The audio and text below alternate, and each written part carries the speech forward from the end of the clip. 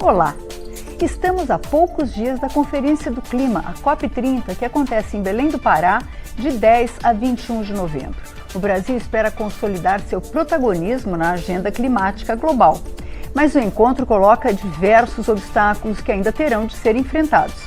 Nós vamos conversar sobre alguns deles com os deputados Nilton Tato, do PT de São Paulo, e Zé Silva, do Solidariedade de Minas Gerais. Também recebemos a assessora do Observatório do Clima, Mariana Lírio, e o presidente do Conselho Nacional do Meio Ambiente, Recursos Hídricos e Qualidade Ambiental, Adalberto Maluf. E a gente não pode esquecer que essa conversa atinge a todos nós. Por isso, participe pelo nosso chat no YouTube ou pelo WhatsApp 619-9620-2573. Muito obrigada por terem aceito o nosso convite. E eu queria começar tirando o elefante da sala. Deputado Nilton Tato e todos os senhores, essa liberação para prospecção, para pesquisa de petróleo na foz do Amazonas, ela pode enfraquecer a imagem do Brasil nesse debate da COP? Sim, de certa forma eu acredito que isso possa influenciar. Mas nós precisamos entender que esse debate ele precisa ser feito a partir de um acordo global, né? E eu tenho uma expectativa que nessa COP se avance um pouco nesta agenda. Importante a gente dizer que o fato dela acontecer na Amazônia, numa cidade como Belém, e eu que tenho participado já de várias COPs, e elas geralmente têm acontecido em cidades onde você tem toda a infraestrutura. É como se aqui no Brasil fosse fazer em Brasília, no Rio, São Paulo. Então fazer em Belém, com seus problemas de infraestrutura, de déficit de políticas públicas, de equipamentos públicos, e por todo o significado da Amazônia, ela traz, de certa forma, um debate a partir da perspectiva do sul global e daqueles que mais sofrem as consequências do aquecimento global, e para chamar a responsabilidade daqueles que mais contribuíram historicamente com o aquecimento global. E a causa principal do aquecimento global, evidentemente, que são as energias fósseis, carvão e petróleo, tá? Então esse debate também com relação à exploração de energias fósseis, ela também tem que partir desse princípio de olhar no primeiro momento de quem tem que assumir primeiras responsabilidades e metas mais ambiciosas. Então, evidentemente que é ruim, na medida que o Brasil também é um potencial petrolífero e avança cada vez mais, né, na exploração de petróleo. É ruim para enfrentar esse debate, mas esse debate é necessário fazer, né, de forma conjunta no âmbito global. Então, eu, por exemplo, não gostaria que de repente se explorasse mais petróleo em parte nenhuma.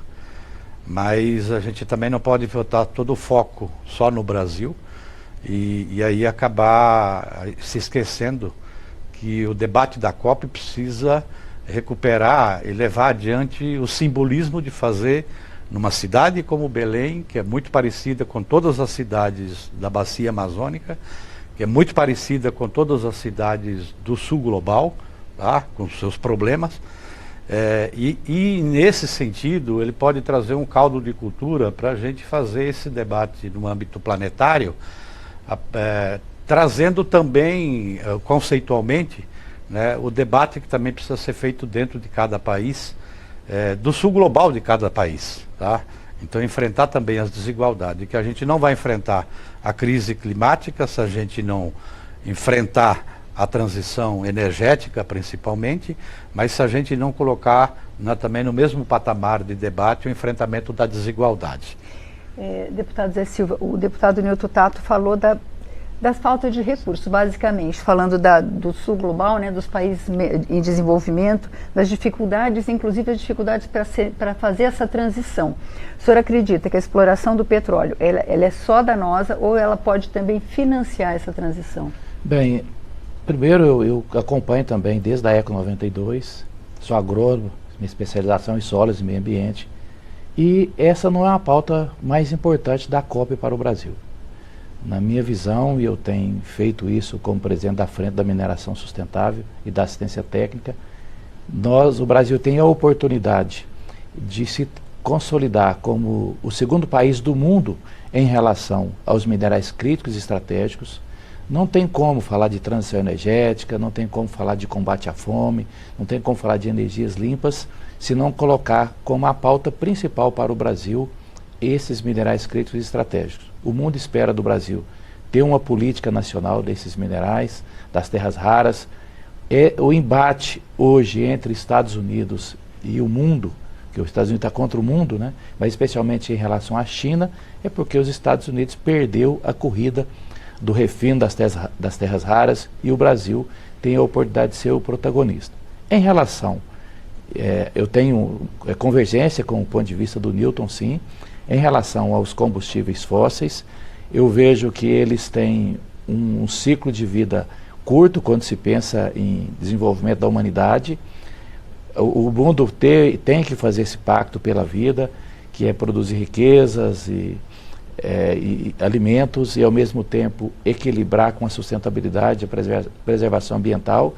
A ciência é que traz essa solução e a ciência já tem soluções para não explorarmos mais os combustíveis fósseis, mas os países do norte se enriqueceram graças à exploração desses combustíveis e eles precisam pagar por isso.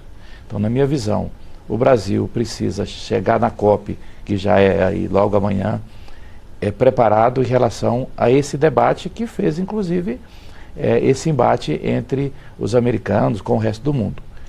E agora, em relação à exploração do combustível fóssil, eu acredito que o Brasil precisa aprofundar, mas não colocar isso no centro do debate. É comum, às vezes, o Brasil, nós debatemos com o mundo problemas que são nossos. Então, isso é uma situação que o Brasil precisa resolver. O Brasil sempre tem protagonismo na ambição das metas, nós temos como cumprir a nossa meta, nós temos pesquisa, nós temos ciência, mas não colocar esse tema como principal. Mariana, a COP28, na COP28 houve um acordo em se sair da trilha do uso dos combustíveis fósseis, né? A COP de Dubai surpreendeu todo mundo com esse acordo. Mas os países produtores de petróleo, o Brasil está entre eles, mas não tomou essa posição, mas principalmente a Arábia Saudita e outros países, reagiram muito fortemente. Você acha, e parece que vão continuar nessa trilha, você acha que isso é possível ser superado numa COP? Vânia, eu acho que o tema de combustíveis fósseis vai ser um dos centrais e um dos que está, assim, um que está gerando mais mistério agora de como que vai avançar. Você mencionou essa questão agora da COP28, foi uma decisão muito forte, foi bem impressionante, na verdade, porque eles conseguiram colocar em texto a menção à transição para longe de combustíveis fósseis, pela primeira vez. E foi assim, você não imaginaria que aconteceria especificamente naquela COP, em um país petroleiro, etc. E aí não foi mencionado nada na COP29, até porque teve ali alguma reação do lobby dos fósseis, etc. E agora a gente precisa colocar esse item em pauta, até porque, como o deputado estava falando, os combustíveis fósseis são os maiores motivos de emissão globais. Assim. É diferente um pouco o padrão de emissão do Brasil, mas de uma forma geral no mundo, realmente não tem como você fugir da discussão de acabar ou de transicionar para longe de combustíveis fósseis. É como você ir para o médico com, sei lá, câncer de pulmão, fumante, e você chegar, será que se eu parar de comer açúcar ou se eu parar de tomar refrigerante ajuda? Pode até ajudar. Tem várias coisas que a gente pode fazer para ajudar, mas não toca no centro do problema. Então agora vai ser interessante a gente ver como que o Brasil, agora com essa decisão que acabou de ser tomada com relação à Foz do Amazonas, como que ele vai conseguir liderar essa discussão, como que ele vai colocar isso no mapa e como agora esses outros países, como o deputado Zé Silva estava falando, países que são emissores históricos, União Europeia, Coreia, Austrália, como é que eles vão se posicionar e como que a gente vai chegar ali com um país assim que quer se posicionar como um líder climático, mas que também tem toda essa questão, uma matriz ainda que depende de petróleo. Então vai ser uma discussão muito interessante que a gente ainda vai ver, mas que precisa ser endereçada se a gente quer que a COP30 tenha sucesso. A gente vai precisar tratar de combustíveis fósseis e o que fazer com eles em um futuro de curto e longo prazo. Secretário, o Brasil pode, a expectativa é que com essa nova área de exploração pode se tornar o 4º produtor de petróleo do mundo. É possível compatibilizar essa necessidade, uma necessidade econômica do país até, com a perspectiva, os compromissos assumidos de neutralidade de emissões? Bem, Vânia, o Brasil já tem uma das matrizes elétricas mais limpas do mundo, né, mais de 90%, quase 50% da nossa matriz energética é renovável. E a maior parte dos empregos, novos empregos e dos desenvolvimentos a nível mundial no setor energético são nas novas energias. Então vale muito mais a pena para um país, seja ele rico ou em desenvolvimento, investir mais nas novas energias, nas renováveis, e buscando essas novas fronteiras do desenvolvimento tecnológico, do que investir na tecnologia do passado, né? A energia, por exemplo, renovável, seja solar, seja eólica, ela gera muito mais emprego por megawatt do que se a gente gerar energia de uma térmica a gás, ou petróleo, ou carvão. Então, assim, o Brasil ainda tem alguns desafios estruturais. Nós subsidiamos mais o combustível fóssil dentro do Brasil do que as renováveis, né? A gente ainda subsidia a geração de energia a carvão no Brasil, pago por todos os brasileiros, sendo que ela é a mais suja, ela é a mais poluente e que ela não traz nenhum benefício do ponto de vista econômico. Se você pegar o subsídio dado, né, algumas termoelétricas lá no Rio Grande do Sul, por exemplo, e divide pelo número de emprego, nós brasileiros estamos pagando R$200 mil por ano para manter um emprego dentro de uma termoelétrica a carvão. Então, assim, existem debates muito mais amplos que a gente precisa fazer e não cabe ao Ministério do Meio Ambiente dizer se é a hora do Brasil parar ou não de produzir combustível fóssil.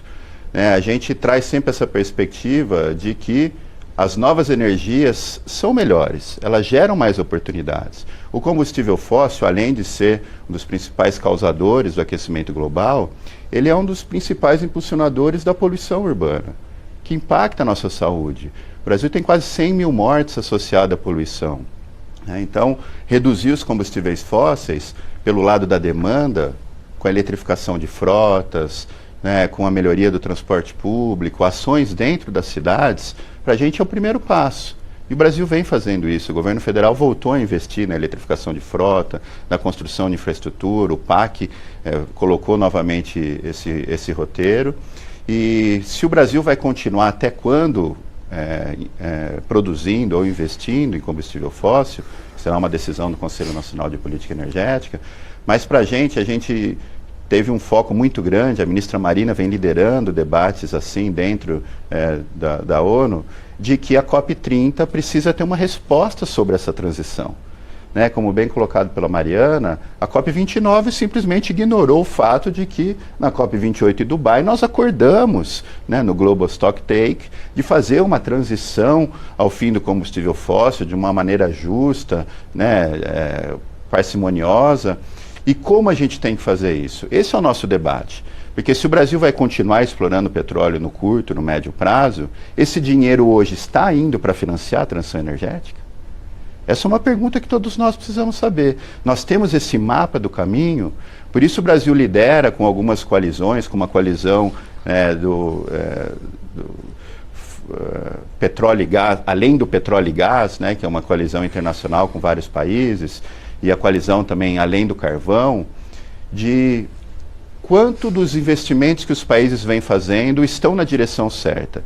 E como o financiamento do combustível fóssil, e esse recurso que está vindo no curto prazo, pode mitigar um pouco as ações, seja da adaptação das nossas cidades aos eventos extremos, seja para reduzir o impacto da poluição e melhorar a saúde pública, seja para financiar esse emprego verde que é muito melhor, que gera muito mais oportunidades e benefícios para o Brasil.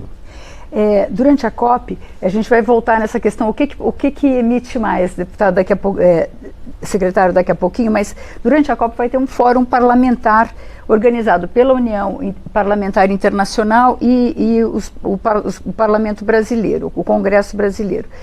Que a ideia é garantir que os compromissos assumidos sejam transformados em leis e ações, porque afinal são os parlamentares que votam a efetivação, né, das decisões. O que o parlamento pode fazer para transformar as metas climáticas em políticas públicas, deputado Zé Silva? Bem, o Nilton e eu participamos há algumas semanas de um debate do Sul Global, porque eu disse inicialmente que os países do Norte enriqueceram com esses combustíveis e precisam pagar. Se houver como avançar nesse debate e os parlamentos fizerem um compromisso, eu creio que é o principal caminho para que os países possam cumprir essas metas. E o Brasil especialmente, eu disse inicialmente, da necessidade de focarmos nas nossas potencialidades e não pegar esse tema interno do parlamento. Nós precisamos discutir, mas não na COP30. O secretário disse, a Mariana disse também, das potencialidades do Brasil. O Brasil tem como ser um dos protagonistas nessa corrida global pela transição energética, pelas energias limpas, e o parlamento precisa sair com esse pacto. Do dia, o Nilton e eu, inclusive, nos propomos, né, Nilton, com esse debate, estava a Índia e outros países, que nós tenhamos criar essa organização, que como seria tipo uma frente do Sul Global, dos parlamentos do Sul Global. Espero a gente consolidar a nossa proposta lá, né, Nilton? Para que os parlamentos tenham legislação que venha garantir o cumprimento dessas metas, porque até agora, especialmente o financiamento, nunca foi cumprido. Deputado Nilton, como é que o parlamento pode ajudar, tanto no sentido de produção de leis, quanto no seu papel fiscalizatório para a efetivação das metas? Olhando para o parlamento no Brasil, é de entender que esta agenda do enfrentamento da crise climática, primeiro ela é uma agenda de oportunidade que se coloca para o Brasil. Pelas condições que o Brasil tem do ponto de vista de território, de qualidade de solo, de biodiversidade, da própria riqueza, da diversidade étnica, cultural do seu povo, sol o ano inteiro, vento, né? Então tem N possibilidades, e por ter uma matriz energética talvez a mais renovável do mundo todo, se a gente for pensar proporcionalmente, em termos de produção e consumo. Então ela é uma agenda de oportunidade que se coloca. E aí, a expectativa que eu tenho é que a COP ela possa trazer essa perspectiva aqui para dentro do Brasil e a gente adequar a legislação, né, para a gente avançar cada vez mais nessa perspectiva. E eu queria até fazer um comentário aqui, porque quando a gente pensa nessa transição ecológica, na transição energética, nós precisamos colocar a questão da justiça nesse debate também. Porque eu quero dar, eu acho que um exemplo. Hoje a energia renovável é o que mais gera emprego no mundo todo. Mas se a gente for pegar a média salarial, por exemplo, dos trabalhadores na energia fóssil no Brasil, é muito superior à média salarial dos trabalhadores da energia renovável. Tá? Então, por isso que quando a gente pensa assim, transição justa, ela implica não deixar ninguém para trás. Então, o Brasil tem uma agenda. A gente está vivendo talvez a maior catástrofe da história da humanidade, com consequências, né, dramáticas para as populações mais vulneráveis no mundo todo, né? Tá aí os eventos climáticos. Quem é que perdeu a vida no Rio Grande do Sul? Quem perdeu a vida, entendeu, no litoral norte de São Paulo? Quem é que está perdendo a vida agora nesse furacão lá na América Central? Tá? Então, se a gente não olhar dessa perspectiva do ponto de vista da relação das nações e também dentro de cada país, tá? E aí o Brasil tem uma agenda de oportunidade para o enfrentamento dessa maior catástrofe, e aí nós precisamos olhar a partir disso aí. Se não colocar no centro do debate a questão da justiça, tá, ambiental, né, a transição justa, tá? A gente não vai resolver o problema da crise climática e vamos deixar passar essa que é uma grande oportunidade para o Brasil. E aí, evidentemente, que nós precisamos trabalhar aqui para dentro, e eu tenho essa expectativa. Nós estamos, acho que parece ter um levantamento de quase 120 parlamentares brasileiros que vão para a COP. Eu espero que a ida para lá, né, Zé Silva, volte e a gente encare esse debate aqui dentro, para, ao invés da gente avançar com legislações que representam um retrocesso e que não dialogam com essa oportunidade, de agenda de oportunidade, vamos pegar o próprio setor do agro, já está sofrendo as consequências das mudanças climáticas, baixa produtividade, diminuindo a produtividade, tá? Também, do ponto de vista comercial, se não tomar cuidado, daqui a pouco não tem mais mercado, tá? Então, eu falo assim, a gente aproveitar essa oportunidade e fazer a lição de casa. E fazer esse debate da mudança, né? Eu mesmo apresentei já um projeto de lei, falei, olha, vai ter exploração, entendeu, na Foz do Amazônia, tá? Para onde é que vai os recursos?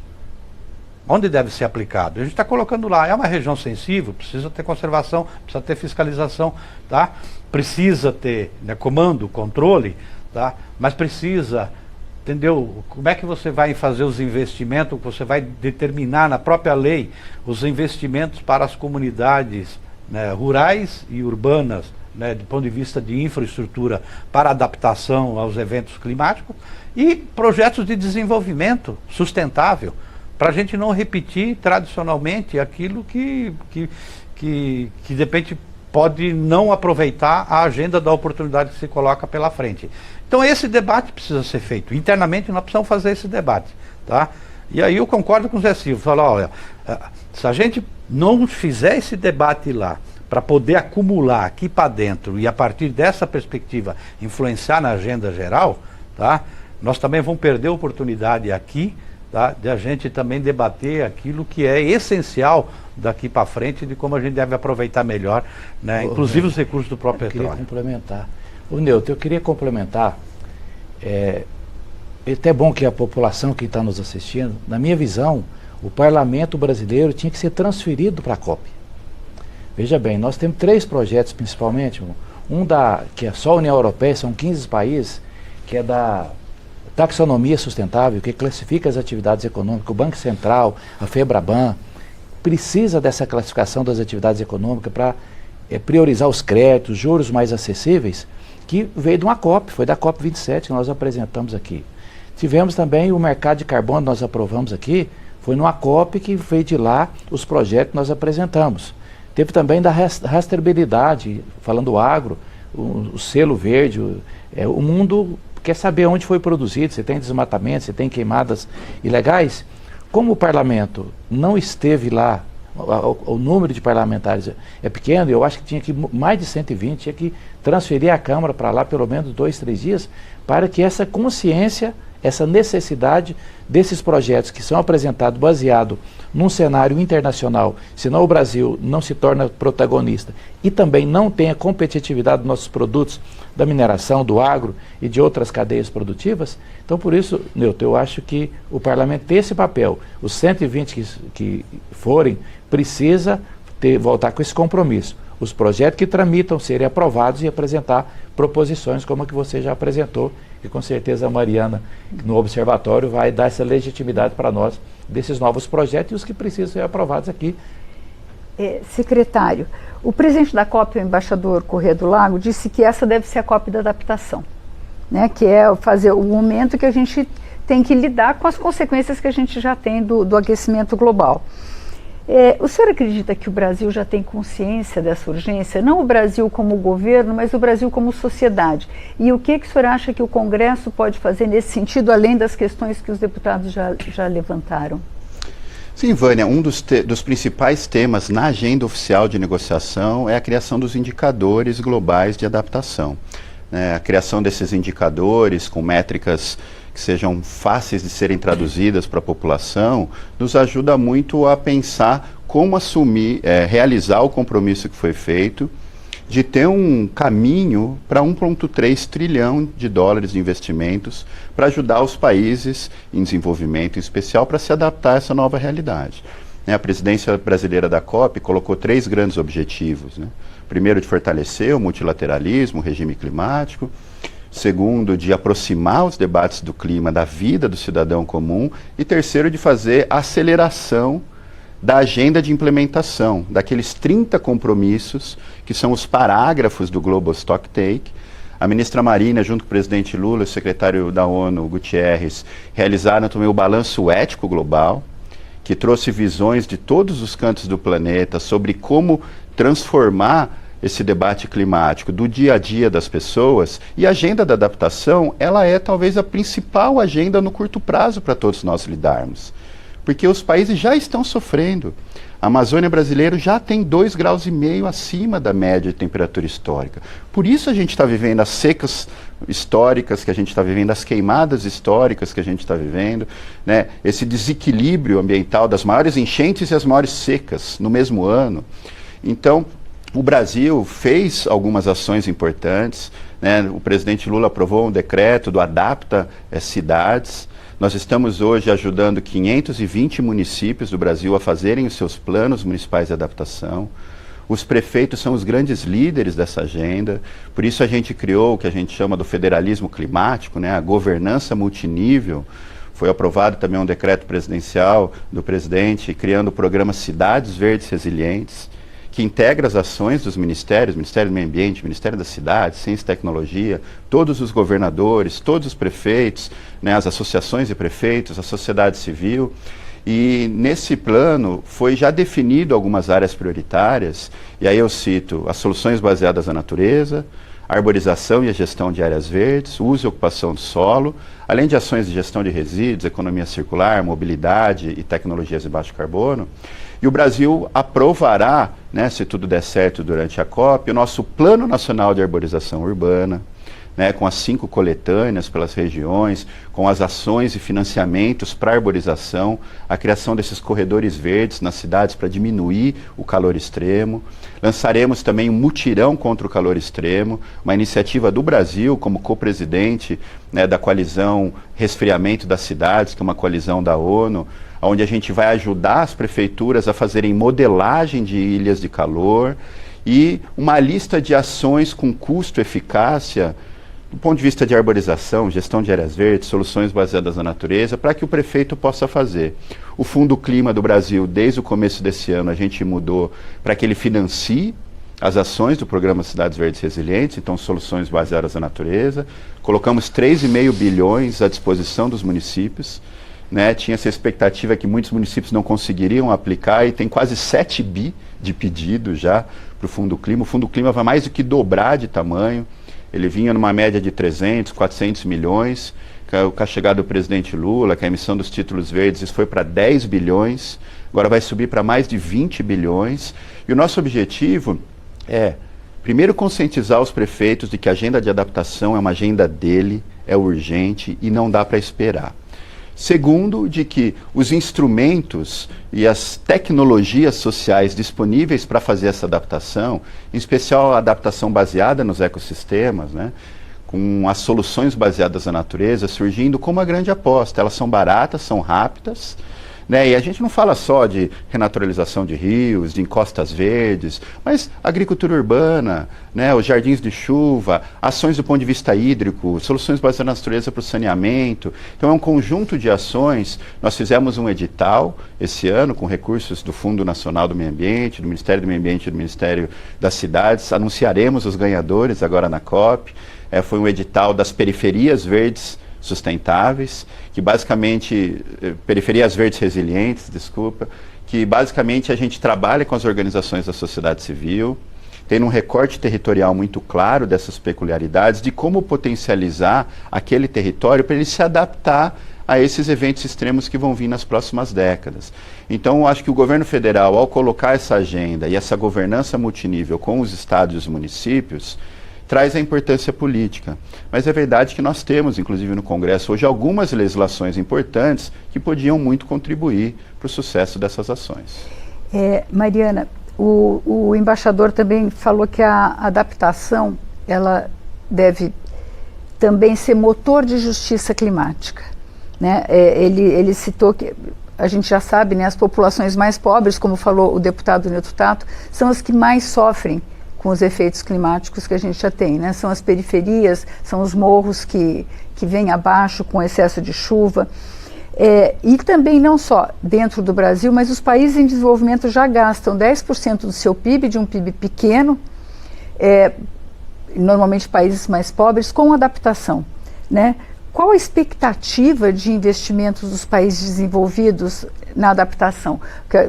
O secretário falou de todos os investimentos que o país está fazendo, mas e para o resto do mundo e também tudo que a gente precisa fazer no Brasil? Como é que você vê isso? Essa vai ser uma discussão importante agora na COP30, até porque um dos itens de agenda, eles querem tornar a pauta de adaptação um pouco mais prioritária agora na agenda da COP, porque a gente fala muito de mitigação e adaptação. Até para quem está em casa e não acompanha tanto, mitigação é o que você faz para você deixar de emitir os gases de efeito estufa, e adaptação é o que você se adapta com base ao que já foi emitido. Então agora você precisa trabalhar com a realidade que já existe. E é isso que você falou, Vânia. O problema das mudanças climáticas é que elas sempre vão afetar as pessoas mais vulneráveis, as mais pobres. Então a gente precisa agora investir, e aí então o que eles querem fazer é tornar essa pauta de adaptação prioritária na COP. Não vamos tratar apenas de mitigação como eixo central, mas também vamos então trabalhar nos indicadores, e eles vão criar agora os indicadores globais, digamos, quais são agora umas questões que a gente consegue fazer no mundo, parâmetros mundiais que a gente consegue adaptar para fazer em qualquer país em termos de adaptação, que é muito importante. E aí eles precisam então de financiamento para isso. E a discussão de financiamento já é sensível por si só, principalmente porque a gente precisa de países desenvolvidos, dando para os países em desenvolvimento, os países menos desenvolvidos mais dinheiro, porque eles são emissores históricos, tem essa dívida, a gente trabalha com esse conceito de responsabilidades comuns, porém diferenciadas, porque eles têm mais responsabilidade por serem emissores históricos. Então agora a gente precisa então ver exatamente como que vai ficar esse debate na COP30 para que os países desenvolvidos trabalhem mais em termos de financiamento, que é uma questão agora bem complicada, para as questões de adaptação. Mas, Vânia, eu queria também tocar rapidinho numa pergunta que eu achei muito interessante que você fez para o deputado Zé Silva e para o deputado Nilton Tato, que é o que o parlamento pode fazer. Vocês estão sempre liberados para comentar. Obrigada, porque eu achei essa pergunta muito boa e eu queria puxar um gancho do que o deputado falou, porque eu acho que é importante, que é o que o parlamento pode fazer.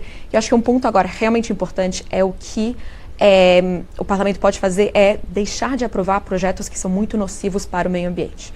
Então a gente tem visto agora, pelo menos nos últimos anos, assim, um aumento, o crescimento do avanço de pautas nocivas. Então a gente tem visto muito projeto que tem avançado no Congresso, que trata da flexibilização do Código Florestal, que é bem sensível, flexibilização das unidades de conservação, e é importante porque o padrão de emissão do Brasil é principalmente relacionado a desmatamento. 70% das emissões do Brasil vem de desmatamento. E a gente tem trabalhado, se a gente olhar de uma forma macro, a gente tem trabalhado muito bem nesse sentido. O governo tem trabalhado muito bem. Tem trabalhado com plano de controle de desmatamento na Amazônia, e a gente tem diminuído o desmatamento na Amazônia. Isso é muito positivo, assim, em termos de emissão mesmo para o Brasil, de diminuição de emissão no Brasil. Então, o que o parlamento precisa fazer é que também precisa cooperar com isso.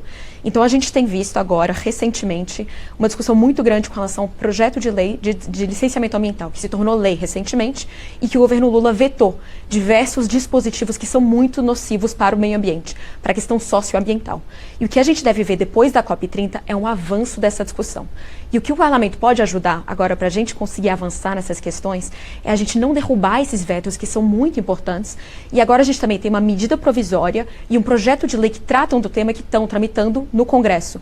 E o que a gente tem que fazer é fazer com que esses projetos de lei, essa medida provisória, avancem da melhor forma possível para o meio ambiente. É uma coisa que o parlamento agora pode fazer. É não fazer avançar projetos que são muito nocivos para o meio ambiente.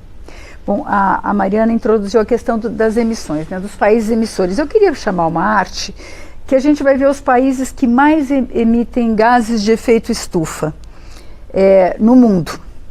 E eu fiquei muito chocada que o Brasil está em 6º lugar nos maiores emissores, sendo que no 4º lugar a gente tem a União Europeia, que são diversos países, né? Então a gente tem a China, que é a maior emissora, com 26%, os Estados Unidos com 11,5%, a Índia com 7,7%, União Europeia toda 6%, Rússia 3,7% e Brasil 3,2%. A gente não costuma pensar o Brasil como grande emissor, né? Apesar de ser um país muito grande também, ele efetivamente as atividades econômicas e toda a vida pode Mas, enfim, eu queria chegar na questão das metas de redução de emissões. Apenas 64 dos 197 países signatários do Acordo de Paris apresentaram metas atualizadas de redução de emissões. Eles respondem por 30% das emissões. Né, e não são metas consideradas muito ambiciosas. O presidente Lula falou que sem metas claras, o mundo caminha de olhos vendados para um precipício. Né, o secretário-geral da ONU, Antônio Guterres, já admite que nós não vamos conseguir segurar o aquecimento a 1,5 grau superior aos níveis do período pré-industrial. A gente está diante de um fracasso anunciado? Eu quero, na verdade, fazer uma avaliação um pouco mais positiva. Evidentemente que aquilo que a gente tem hoje, porque nessa COP, os países vão precisar renovar e atualizar as suas metas, né, de emissões, né, da agenda de mitigação.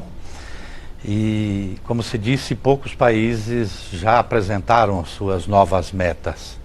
Tá? Então, isso e aquilo que os países se comprometeram, a própria ciência está dizendo que não é o suficiente, e muitos dos países têm uma dificuldade muito grande de fazer acontecer dentro do país aquilo que se compromete nesse acordo global. Até porque não é obrigatório dentro dos países. Então, por isso a importância do fortalecimento desses espaços multilaterais. Mas, e aí, evidentemente, que também precisa, o fato de fazer em Belém, na Amazônia, no sul global, com toda, né, nós vamos ter participação popular. Por que eu tenho um pouco a expectativa e um sentimento positivo? É que esta Copa ela pode trazer o efeito que a Eco 92 trouxe para o mundo todo nesse debate.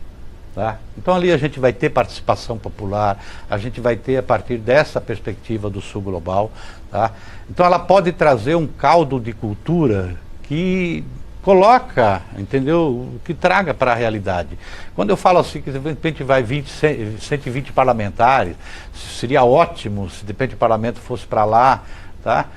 Isso pode influenciar no debate. Não estou falando que é mudar a perspectiva, porque os parlamentares aqui, evidentemente, têm relações, né, com determinados setores econômicos, com determinadas pautas.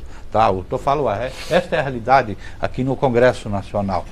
Mas isso ajuda no debate perante a sociedade e a população. Andar na rua e qualquer pessoa que está assistindo aqui, ela é a primeira a falar assim, olha, nós precisamos diminuir as emissões, nós precisamos enfrentar a crise climática, nós precisamos apoiar, entendeu, aqueles que protegem as florestas, os povos indígenas, povos e comunidades tradicionais, todo mundo. Só que essa pauta não é definidora de voto, não é definidora da vontade da população, tá? Então esse debate, eu estou falando, ela pode repercutir do ponto de vista cultural, no debate no âmbito global e também aqui. Então talvez o resultado maior que eu tenho como perspectiva, às vezes não vai sair lá 1,3 trilhões, né, que é necessário para ajudar. Né, vai sair acordos paralelos como esses das florestas permanentes, tá? Pode ser que de repente não chega lá as metas que a ciência está pedindo que seja, né, colocada. Pode ser que não saia uma agenda tão concreta do ponto de vista de diminuir, né, da transição, de diminuir as energias fósseis. Mas o caldo de cultura que isso vai trazer, ela pode influenciar. Eu vejo dessa forma, entendeu? Por isso que eu tenho o sentimento de uma coisa positiva. Eu estive lá participei inclusive do processo de articulação do encontro paralelo da Eco 92, então foi fantástico tudo aquilo que se produziu, né, e se influenciou nos documentos oficiais dali para frente.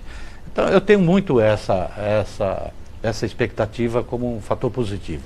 Mariana, como é que vocês veem a expectativa de se chegar a avançar um pouco nessa área? Você acha que é possível nesse momento? A China apresentou metas muito... A maior responsável apresentou metas muito pouco ambiciosas, né? Mas há esperança disso melhorar? Vânia, saiu ontem um relatório síntese da ONU que fala em que pé que a gente está andando. E esse relatório vai basear um pouco as discussões durante a COP de onde estamos e para onde vamos. E o problema é isso que você mencionou. Apenas 64 países apresentaram suas NDCs. Então, o relatório que saiu ontem mostra que é insuficiente, assim, o progresso que a gente tem feito. Houve algum tipo de progresso, que é uma boa notícia, mas que ainda é insuficiente. Mas eu acho que mais do que isso, indica que falta ali colocar a pauta climática como prioridade. Faltam ali essas NDCs de grandes emissores. Você tem a Índia, por exemplo, que não apresentou. A União Europeia, que diz que vai apresentar uma NDC, uma meta, né, ambiciosa, mas que ainda também não apresentou. E aparentemente deve apresentar bem assim na reta final, já chegando já na COP30. Então, a gente tem uma situação bem delicada que mostra que a gente está caminhando ainda a passos muito lentos e ainda insuficientes. Mas eu também não quero ser portadora. O problema de ser ambientalista é que eu sinto que às vezes eu sou só portadora de más notícias. Eu queria também dar algumas notícias positivas. A ONU disse que pelo menos a qualidade das metas, das NDCs em si, já está um pouco melhor. A gente está vendo pelo menos umas NDCs, metas que englobam todos os setores da economia, e que estão tratando também da questão de combustíveis fósseis. Então a gente tem algum tipo de esperança.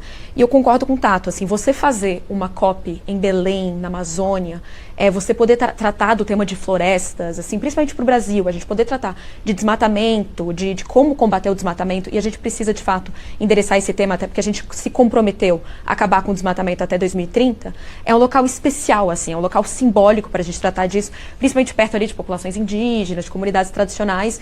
Então pode ser um momento que a gente ainda tem muito a fazer, a gente tem muito a esperar, a gente precisa que esses países, de fato, apresentem metas mais ambiciosas. China, que a União Europeia venha com muita ambição, até porque a gente vai ter um emissor grande ali, um dos maiores do mundo, que é os Estados Unidos, que não estará participando. E se participar, pode vir com más notícias. Assim, eu tenho até receio de ter os Estados Unidos participando lá, porque é possível que haja algum tipo de bloqueio nas negociações. Mas então vai ser um momento assim, bem importante para a gente ver metas mais ambiciosas. Eu queria continuar o debate aqui no Brasil, mas antes eu queria chamar uma arte que diz aqui no Brasil os setores que mais emitem. Eu queria falar daquela transparência lá depois. Então. Depois não, a gente volta lá. É só para a gente acrescentar, a gente está na fase final do programa. Então, olha aqui. Os maiores emissores no Brasil. O uso da terra é um nome esquisito. Na verdade, esses 46% é sobretudo derrubada de floresta. Desmatamento. É sobretudo desmatamento, que é 46% das emissões no Brasil. A agropecuária está com 28% por uma característica peculiar do boi. Né? O boi emite muito gás metano e é um dos gases causadores do aquecimento. Energia, 18%, a gente, como o secretário citou, a gente tem energia produzida por carvão ainda, é um setor que tem ainda alguma parte poluidora. Resíduos em geral e processos industriais são os menores. Deputado, o deputado, o senhor é muito associado à bancada agropecuária. Como é que o senhor vê essa questão? Normalmente se associa a agropecuária no Brasil ao desmatamento. A gente está vendo aí que é claramente separado. Como é que o senhor vê essa questão e como é que o setor oficial da agricultura brasileira vê essa questão? Bom, eu vou fazer só um comentário rápido em relação... Fique à vontade. Primeiro, o seguinte, eu estou muito otimista. Um dos processos de maior otimismo é o que o Nilton citou, de ter a participação da população, que não é comum nos outros países. Outro ponto muito importante é que acontece num país que, mesmo produzindo muito petróleo, nós não somos igual aconteceu a COP29 e as outras COPs. Se a gente avaliar, a União Europeia produz o dobro do Brasil, e se pensar em termos territoriais, não somos muito diferentes. A China, que é a maior emissora, ela produz 8 vezes o Brasil e a Rússia 4 vezes o tanto que o Brasil emite. Então, não assusta, o Brasil está na 6ª colocação, com os 3,2%, até porque esse, para mim, é a grande oportunidade, eu diria, nós chamar no peito e ter moral para cobrarmos dos países do norte. Em relação à agropecuária... Deixa eu colocar só uma questão, já que o senhor fala do agro. A Confederação Nacional da Agricultura soltou um documento que ela inclusive defende que os produtores sejam reconhecidos como parte da solução das emissões de carbono. E ela diz que a agricultura tropical deve ser avaliada com critérios diferentes do que se usa para avaliar a agricultura. Agora não dá. Essa resposta, Como agrônomo, isso aí é até fácil, né? Não posso se alongar muito a resposta. Bom, primeiro a ciência já diz que não são associadas, só é dissociada a agricultura europeia com a agricultura brasileira, né? Em relação às estações do ano, em relação à matéria orgânica, mas principalmente há um estudo, saiu na revista Nature, deve fazer uns 6 anos mais ou menos, que mostra que 1,8% dos desmatadores na Amazônia desmata 98%. Então é 2% de criminoso, que eu inclusive propus que o governo brasileiro fizesse uma força-tarefa técnica, tem a ANATER, que é uma Agência Nacional de Assistência Técnica e Extensão Rural, contratar 2.000 agrimensores, engenheiros, fazer 2 pontos que o Brasil resolveria, que é a regularização ambiental e a regularização fundiária. Inclusive nós aprovamos na Câmara a MP que era da grilagem, e fizemos uma MP que resolve 96% das pessoas que estão na Amazônia, na 5ª geração já, e não tem o documento da terra. Aí depois, os 98% quase, desmata menos de 2%. São aqueles ribeirinhos que o Nilton falou, que ele tem que ser reconhecido, o governo tem que estar lá com ele, levando inovação, ciência e ajudá-los a fazer o quê? A regularização ambiental. Então, por isso, os 2%, eles não podem ser colocados na conta do agro.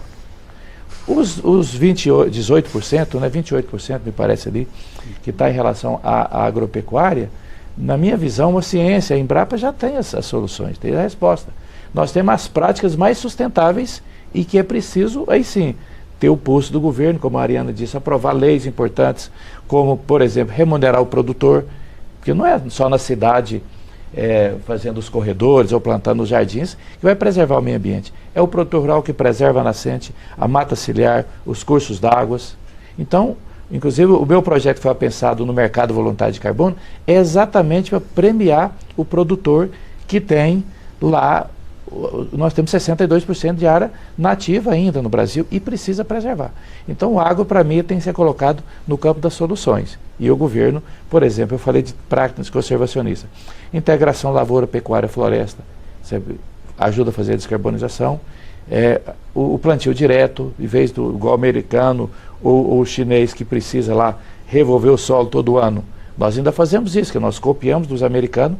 E a ciência já traz outras soluções, não precisa mais ter o arado para revirar o solo, deixar ele exposto à luz 4, 5 meses para depois fazer o plantio. Então eu continuo defendendo que o agro sustentável tem que estar no campo das soluções. Vânia, eu queria fazer um comentário aí, porque que tem a ver com a pergunta do que o parlamento pode fazer. O problema, deputado Zé Silva, e você não se encaixa nisso aí, é que esses 2% que cometem um crime, eles dão o tom político, tá, da direção da FPA aqui dentro do Congresso Nacional.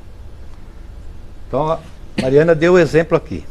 Se a gente pegar o projeto de lei do licenciamento ambiental, que foi votado aqui, tá, que é a principal lei ambiental que nós temos no país, porque ela define os procedimentos, os processos para avaliar os efeitos positivos e negativos, tá, do ponto de vista social e ambiental dos empreendimentos,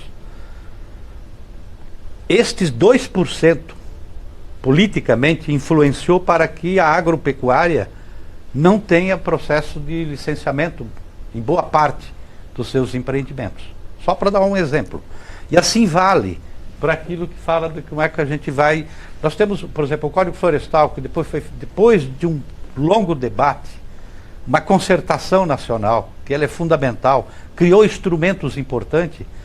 A gente tem vários projetos de leis que, de certa forma, politicamente, ele traduz a vontade desses 2% de criminosos, que você disse. E aí, neste momento, aqui dentro, eles acabam tendo maioria na hora do debate. É isso que nós estamos falando. Então, quando eu falo do saldo político, cultural da COP, é para que a sociedade veja isso aí e fazer parte, por exemplo, do debate do carbono. No debate do carbono, a agropecuária fala assim, aquilo que for positivo para a gente, aquilo que for mais dinheiro, a gente está dentro. Aquilo que é da gente assumir responsabilidade de mudar, né? Porque quando fala ali daquela porcentagem de emissões do uso do solo, não é só o desmatamento, é a forma também como se produz, tá? Que aí que também tem, já está avançando bastante. Mas é esse o debate que nós precisamos enfrentar aqui. Tá? Por isso, inclusive o Zé Silva é um dos parlamentares da Frente Parlamentar da Agropecuária que mais ajuda a enfrentar esse debate dentro da própria frente, da FPA, para falar assim, olha, vamos botar uma agenda positiva, é uma agenda de oportunidade que coloca inclusive para o agro brasileiro. Tá? Mas, eu volto a dizer, politicamente parece que esses 2% dão a direção, né, quando a gente vai, na realidade, né, debater os projetos de leis que tramitam dentro da casa. Bom, a gente continua esse debate, talvez no outro programa. Eu preciso perguntar para o secretário. A gente tem aquele número grande de emissões por causa do desmatamento. Eu queria saber, o senhor estava falando o senhor falou de algumas políticas que já são levadas em... e como é que o governo brasileiro leva como uma das grandes propostas o Fundo de Financiamento de Manutenção de Florestas Tropicais, né? Como que o governo está pensando essa questão da manutenção das florestas? Sim, o Brasil mostrou diminuir as emissões, né, nesse sentido. Claro, o Brasil vem mostrando que é possível reduzir o desmatamento, reduzimos quase 50% do desmatamento da Amazônia, 32% no Brasil, aumentando a produtividade, aumentamos 11% a produção agrícola, 15% a renda per capita no campo. Então é possível sim conciliar a redução do desmatamento e o crescimento da agricultura. O Brasil tem ainda muita área degradada, então o governo tem o Planaveg, um programa para restauração de 12 milhões de hectares, e acho que a gente tem que caminhar muito nessa linha. E o Fundo das Florestas Permanentes Tropicais, o TFFF, né, como é chamado, ele surge como uma grande aposta do mundo de fazer com que recursos financeiros financiem, subsidiem essa restauração florestal, essa redução do desmatamento. O Brasil foi o primeiro país a colocar recurso, então não é um fundo de doações, ele é um fundo que vai ser remunerado, né? A gente teve agora, há poucas semanas lá no G20, na reunião ministerial, vários países do mundo estão em processos finais de formalização. A gente imagina que esse fundo ele vai ser uma das grandes linhas de financiamento para a conservação florestal, para a restauração florestal, seja por um lado garantir, né, a melhoria da qualidade de vida dos povos, das comunidades tradicionais, né, dos territórios indígenas, todos que são os grandes guardiões da floresta, seja para criar essas novas tecnologias, essas novas práticas, né, o caso das emissões de metano, por exemplo, né, hoje quase 50% do aquecimento global no curto prazo vem desses poluentes climáticos de vida curta, né, o metano, o carbono negro, os HFCCs, o óxido nitroso. Então, na redução das emissões de metano, por exemplo, no caso brasileiro, que a maior parte vem da agropecuária, o Brasil ganharia muito com essa redução, porque a gente está falando de novas práticas de confinamento na produção de alimentação, de genética, que reduz a emissão, mas também aumenta a produtividade, reduz o tempo que o gado precisa ficar ali se alimentando para fazer. Então, cada vez mais a gente vê que a ciência já mostrou os caminhos. Eu concordo muito com o deputado Newton Tato e o deputado Zé Silva, que assim, a maior parte do agro brasileiro, 98%, ele cumpre a regra, ele faz direitinho. O pequeno agricultor, a agricultura familiar brasileira, ela é regenerativa, ela vem fazendo muita coisa legal. Mas, infelizmente, a gente tem ainda uma minoria, né, esses quase 2%, de que não só continuam a praticar ilegalidades, quanto, infelizmente, parece ter um apoio político relevante. E aqui no parlamento a gente vê isso às vezes.